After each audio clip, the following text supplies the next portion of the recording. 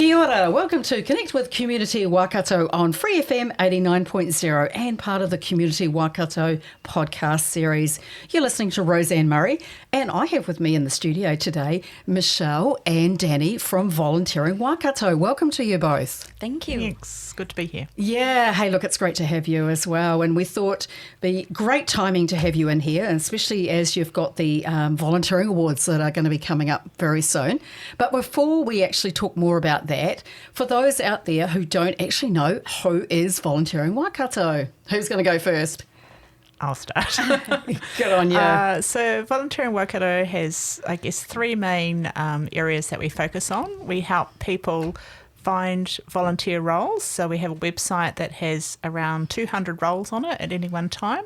And people can look on that and see what's available and what might pique their interest.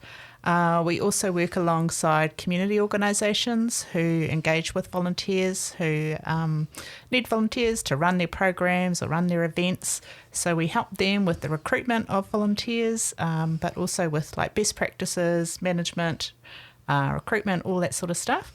And our other main role is to champion volunteering, to get people interested in volunteering and encouraging people to give their time and the amazing Just obviously, the amazing achievements that they're doing out there, or the mahi that they're doing out there. And of course, we can't really do anything without all of those amazing volunteers, eh? That's true. For sure. Yeah, and so many of our community organisations are all voluntary-led anyway. Yeah. Some are very fortunate to have a few staff, but for a lot it's they're trying to both govern the organisation and also out there doing the delivery at the same time. Yep. And as we always find, the volunteers themselves that should be recognised so often are the ones who wouldn't put themselves forward, would they? We need someone else to be working behind the scenes to be able to put a nomination form in or look at some way to recognise people. And I know we've had conversations before about how people actually, when they do like to be recognised, it's in various different ways. Whether it is through sort of the volunteer awards that you've got coming up and we'll talk more about, or whether it might be just shouting them out a cup of coffee or a cup of tea or even just a little thank you note or something like that. Yeah, gestures of appreciation. Yeah, definitely. And I know I attended one of your previous sort of community hui and we talked about, what are some different ways to recognise people and sometimes it's even just asking them how they actually prefer to be recognised. Because, quite often when you try and put on a big morning tea or afternoon tea for people, they're sort of pretty shy and prefer to work behind the scenes. So, sort of knowing what sort of, they prefer is quite helpful as well. Yeah. And at our last Tuia, actually, Michelle did mention we encourage our organisations to get to know their volunteers. So that's how you get to the stage of understanding what is it that they like in terms of appreciation, and then you kind of just recognise them that way. Yeah, and that's a really good tip actually, because also too, sometimes you don't really know what strengths or skills or knowledge that the volunteer could bring to your organisation. So by getting to know them a lot more, actually it might be that, they could actually do this other role that we hadn't thought they could do. Yeah, absolutely. And we had a chat with one of our organisations recently, and she was running an event for her volunteers but calling it a networking meeting, and she was finding that people weren't coming because of the word network and they didn't like networking. So it was like, how can I package this up so that volunteers actually want to come to it because it's for them, but it was that networking thing that actually put them off. So that's all part of just understanding your volunteers and what they want. Most definitely, because I think for some people they're like, oh God, that sounds like really hard work, or I'm going to have to put myself out of my comfort zone. Yeah, absolutely. Who else is going to be there? Yeah, all of those sorts of things. So, you are right. It's around about how you actually wrap that up, isn't it, for them. Very good. So let's look at various ways to recognise our people. And I know we've got the volunteer awards coming up. So do you want to tell us all about that? Yep, sure. So we have been running the annual volunteer awards for a number of years now, and it's really a chance to recognise and celebrate all the amazing volunteers in our community. As we talked about, there's so much stuff that goes on in our community that just wouldn't be possible without our volunteers, and they make an amazing contribution to our community. So the awards are really a chance to stop and appreciate the mahi that they do and the contribution that they give to our community. Right. And so if anyone is interested in nominating one of their volunteers, how do they go about it? And also, too, I believe you've got quite a few different categories, haven't you? We do, yep. So nominations are done through our website, which is volunteeringwaikato.org.nz. We have 8 different award categories that people can nominate for. We have an individual award, one for Hamilton and one for the region, so the Greater Waikato. We've got a team award, a youth award, so that's for anyone under 24 years of age, a governance award, so for those on our boards and committees, an unsung hero for the ones in the background doing all the hard mahi that might not otherwise get recognised, and the last award is for long service, so anyone who's done 15 plus years volunteering, and that can be throughout the community. It doesn't have to be with one organisation. Right. Well, I'm sure, even though, maybe not get as many nominations as we'd like, I think that long service one, there'd be a lot of people out there who would be eligible for that, wouldn't they? Yeah. I know with different organisations I've been involved in, some of the volunteers have been there for 20 plus years. Yeah. They're the ones that they so love it. Maybe they've seen their own family volunteer before. I know myself personally, my mum and dad volunteered when I was a kid, and it just seems to have resonated on to all of us just to do our bit to give back to community as well. And so when do the nominations close? So they close May 2nd. Right. So we've only got a week or so left to do it. Yeah. So we really encourage people to jump online and nominate. Okay, no, that's cool. And if they want to know a little bit more about it, obviously they can go to your website. Yep. Yeah, and so what's your website address? So that's volunteeringwaikato.org.nz, and it's listed, all the awards are listed, and sort of gives you a little blurb under each award category to help you out. All right. And if someone wants to just contact someone and just ask a question or two about that, who do they contact? Is that Lydia or one of you two? Yes, Lydia is looking after our nominations. Yep. So she's projects@volunteeringwaikato.org.nz. Well done. That's a good test for you, Michelle. It was. Thanks for that. And Don't ask for a phone number. I see also on the website it actually has Lydia's email address there too. So if anyone's listening and goes, oh, what was that email address, you can just pop onto the Volunteering Waikato website and you'll find Lydia's details there. Just on opportunities and different ways to recognise our volunteers. Danny, I know that, we've had some conversations around this exciting project based around volunteers in the Morrinsville area. That's right. Yeah, do you want to just tell us a little bit about that? Yeah. A photographer, his name is Adrian Cook. He approached us and he wanted to recognise the deserving unsung heroes in Morrinsville.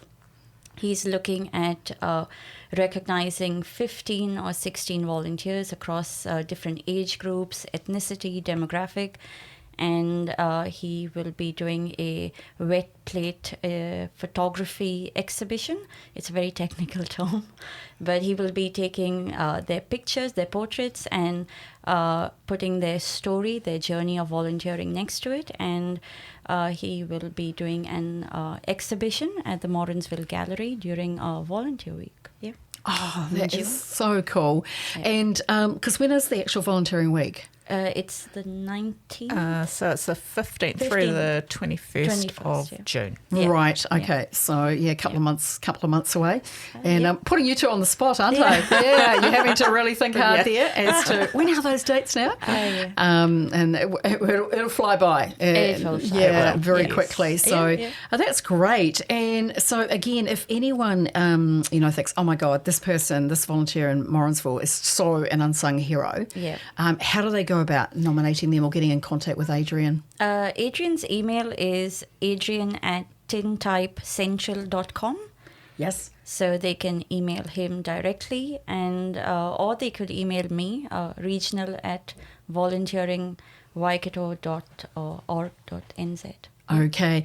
And I see again on your website, you've actually got details around the Unsung Heroes project. It's on your front page, and you can just click on there and find out more about it. And I love how it talks about why this matters. You know, it is so important to be able to honour our volunteers, and also it's a great way to preserve history, and then by being able to have them exhibited at the Morrinsville Art Gallery, create more awareness around volunteering and more traction. It also displays different organizations and what they do, and people can kind of it's a small community, so we already know that these organizations exist, and bringing everyone together, so it'll be a community event. And hopefully, if it gains traction, we can take it to Hamilton, other regions. It can, start small and go big. That's the hope. Yeah, so I think it's a great opportunity for people, especially around that Morrinsville catchment area, to get on board and to nominate an unsung hero and have an opportunity for their portrait and their story to be exhibited in the art gallery during the Volunteer Week, which is obviously coming up in the middle of June. Hey, that's great. So again, just go onto the Volunteering Waikato website if you're wanting more details about the Morrinsville Unsung Heroes project or around the upcoming volunteer awards that'll be coming up. And just going back to the awards, I saw you talked about the youth category, and I think that's so important to be able to recognise our youth. And there's quite a few amazing young volunteers out there, aren't there? Yeah, there are. And, we talk about, I guess, the older generation have been brought up with volunteering sort of as a natural path as they get older, but it's also really important that we're bringing up the next generation and getting them involved in the community and understanding the importance of volunteering. We were recently contacted by a high school that had a lot of students that wanted to volunteer, but they didn't have enough opportunities. So we've been working alongside them, trying to find them some opportunities. So it's really great to see the interest from those younger people wanting to give back. Yes, actually one of my colleagues, her son was helping out with a little event that we were supporting the other day, and he's keen to come along and do a little bit more, and he gets his hours signed off, and if they work towards a certain level, it's not quite the Duke of Edinburgh Award, but it's probably similar to that, and he's really keen to look at seeing how he can continue in that space. So that's really good to see, and I see quite a few young ones very keen on sort of maybe more that event space, where it's maybe not a long-term commitment, but maybe a shorter term leading up to some event that's coming up. It's really great to see that you're sort of covering all angles of volunteerism across the country. Yeah. Hey, look, so one of the other areas that you probably have a focus on is around how you actually look after your volunteers, how you manage your volunteers. And I know Volunteering New Zealand came out with some great resources around best practice of volunteers. Maybe just talk a little bit about some of the work that you're doing in that space. For sure. So the guidelines are a really good framework for organisations to operate from. It talks about the volunteer being the centre of all your sort of operations, and it starts right through from recruitment all the way through to if they decide to exit, and sort of the best ways that you can interact with volunteers and make sure you get the best out of them, but they also have a really good experience, because it is a two-way street. So we've been doing some training with organisations around those guidelines. We think it's really important to spread the word, and I think for a lot of organisations or a lot of people dealing with volunteers, they can often just be popped in that role without really the support and the education, I guess, on what the best way is to deal with volunteers. So a big part of our role is helping to help those coordinators and organisations to really make sure educate and give them the tools and skills that they need to make sure volunteers have an amazing experience. Yeah, and we tailor it to the organizations if need be. We have generic best practices training that we do, but we also did one for English language partners where they need home tutors. So we kind of tailored the best practices in order to help them and their organizations and their volunteers. Oh, that's a great opportunity to look at how, you can take this product that's been developed and as you say, tailor-made it, make it for another group in some way. And not just organizations, we also, it's different in your small communities. So kind of tailoring it to the smaller communities, because what works in Hamilton won't work outside. So one size doesn't fit all. Yeah, that is so true. Yeah. And you've obviously got a couple of workshops that you've got coming up, where obviously you're going to be spreading the gospel as such around how to look after our volunteers. So that's something else that you do provide is going out there and whether it's working with an organisation itself or maybe collaborating with another organisation to put on a workshop or two. Yeah. And obviously you've got one coming up in Tuia early in May, working alongside Jason from the Waikato District Council. So looking at that North Waikato catchment. And you're right, you'll be tailoring that workshop so what it's going to work best there. Yeah. And then obviously if you did one in Hamilton or maybe Cambridge or somewhere else, you'll be looking at maybe slightly different content in that. Yeah. And then we'll do a big plug coming up on Wednesday, May the 21st. We're collaborating with yourselves, so Community Waikato and Volunteering Waikato. We're running a series of workshops in Te Araha on that date at the Silver Fern Farms Event Centre. And you'll be coming along and hosting a workshop there around volunteers and how to look after them and things like that, which we're looking forward to being able to collaborate with you in that space. Just probably picking up on one or two of the key areas within the best practice guidelines, and I think that one around onboarding, how you welcome them, how you onboard them, I think is crucial, isn't it? And I think that's one way of trying to, I suppose, be more successful at keeping them is how you look after them right from the outset, isn't it? Yeah. And I'm going to put you on the spot here. Have you got any tips in that space?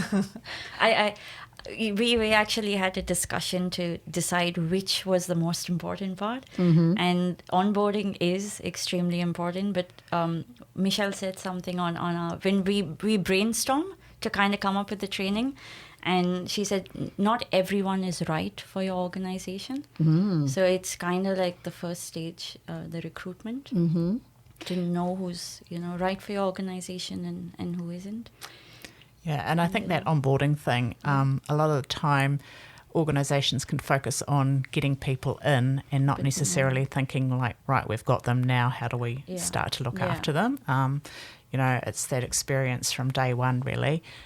So, it's really important to make sure volunteers feel welcome and they're looked after. They've got the necessary training or someone to buddy alongside so they can help out. And I guess that's making sure they don't get there and go, oh, my goodness, what have I done? Have I made the right decision? So, I guess it's really just...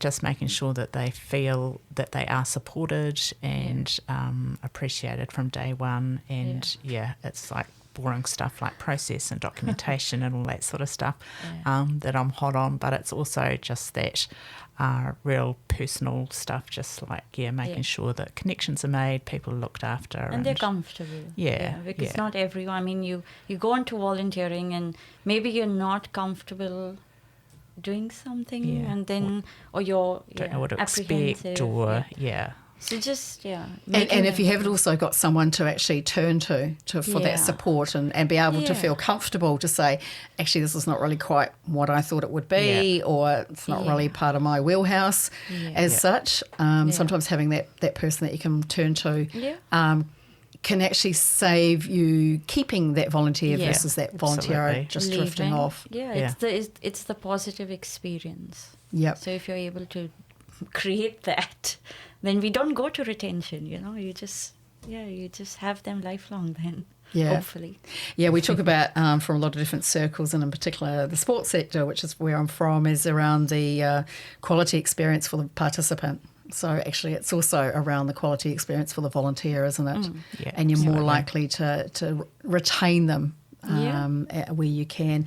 And it's so much easier, I believe, to retain our volunteers than it is actually to recruit new volunteers. Yeah, so absolutely. a lot of it is how we look after them. Yeah. But I just want to also go back and pick up on a point you raised around, are they going to be like the right fit for your organisation? Are they going to, their values, are they the same values as your organisation's values? Yeah. Do you think, especially if they're going to work within a team, do you feel they're going to be a good fit to work within that team of volunteers that you already have? I think that's so crucial. And a board that I'm on, we've just been looking to recruit some new board members. And for us, that's been a key part of our recruitment process, has been around the fit. Do we feel that, their values align with our values, sort of that the personality fit as well. And then obviously it's the skills and the knowledge that they would bring from there, sort of the next key criteria, I suppose.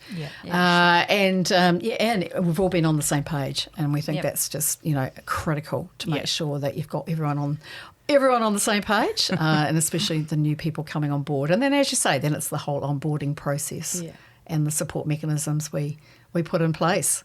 All right. And probably the other area that obviously you have quite a lot of sort of work in is around the people wanting to volunteer, and then the flip side of that is organisations looking for people to volunteer. And I know we've spent a little bit on that, but if we can just talk a little bit more about that process, how does that work? So if people are interested in volunteering, they can go to our website, and we have all our roles listed on there. They can search by these categories. So, I don't know what the list is. There must be about 30 different categories that they can choose from. They can also choose their town. And also the hours, so whether they want to do something during the week or weekend, after hours sort of thing, and then that will filter the roles that they can look at, and from there, if they find a role that they might be interested in, they fill in, there's a little form at the end of the role description, and then that gets sent directly to the organisation, and then the organisation makes contact with the person, and then they go from there depending on their system. Right. And we also have team opportunities.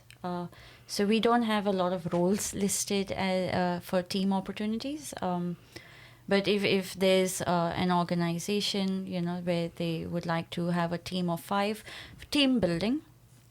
So a team of 5, a team of 10, we do have opportunities for them on our website. They can go to team opportunities and, put their organization, how many people, the date, and select the role that they would be interested in volunteering for.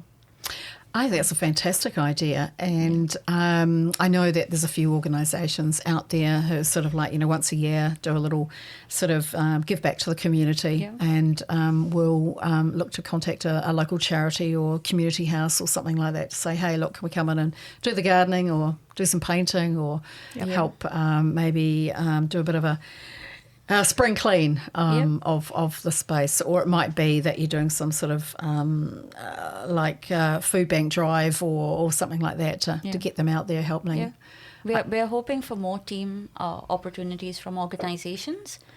So we're kind of wanting to go into that space and because we know organizations do need help, and it's just how they do need help, but where will we get the help from, and then funding. So kind of creating opportunities, maybe not time sensitive. Maybe they want the some painting done or gardening. We can just put it up as a role, and as and when we get organizations, they can go in for a day.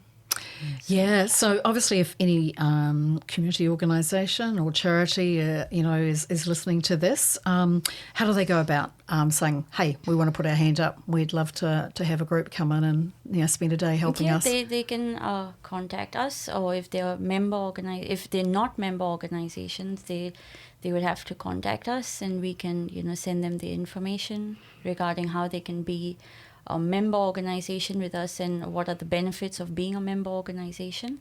And they can put up roles on our website, and this could be one of the roles if they're interested in team opportunities or just individual opportunities. Yeah. All right, so just following up on that, and we've only got just under 3 minutes to go, actually. Time flies fast. So if an organisation is looking to recruit, I suppose that's where they become a member organisation, is it? Yes. So just quickly, how does that process work? They can sign up on our website. And we receive the email that they're interested, and then we send them a membership flyer to say that, how much so the fees are based on income, so we try and keep it really affordable for organisations. And then we just work with them. Membership gives them access to our website, but also to our advisors, can get free training, come along to our networking venue, events and stuff that we have. So we try and make it a bit of a wraparound service for organisations. Oh, I think that sounds really a great and valuable service that you do provide. So if you're an organisation out there who's looking for volunteers or looking for maybe a group of people to come in and do a one-off sort of project for you, some real advantage of becoming a member of Volunteering Waikato. So the website address, again, for those people that are interested, get you going. My email address? No, what's the website address first? Volunteering Waikato at .org.nz. So volunteeringwaikato.org.nz is the amazing website for Volunteering Waikato, and they have lots of details on there, whether it's around how to become a member organisation, or if you yourself are looking to volunteer, you can just click on the view current positions, or it also take you to where you can look at how you can sign up. And also, too, we've already talked about the volunteer awards that are coming up very, very soon, and they close on Friday the 2nd of May. So get in quick and get your nominations in. Also, too, for those based around Morrinsville, the amazing Unsung Heroes project with Adrian Cook. Great to get in and get one or two of your volunteers nominated for that. And the best practice guidelines. There's some great guidelines, great tips on the website. Or you can find the contact details for the amazing team, little team, but amazing team at Volunteering Waikato. Their contact details are on the website as well. So that actually brings us to a close. So thank you, Michelle, and thank you, Danny, very much for sharing your kaupapa with us today. And we wish you all the best of luck with everything that you've got coming up. Ka kite. Thank you.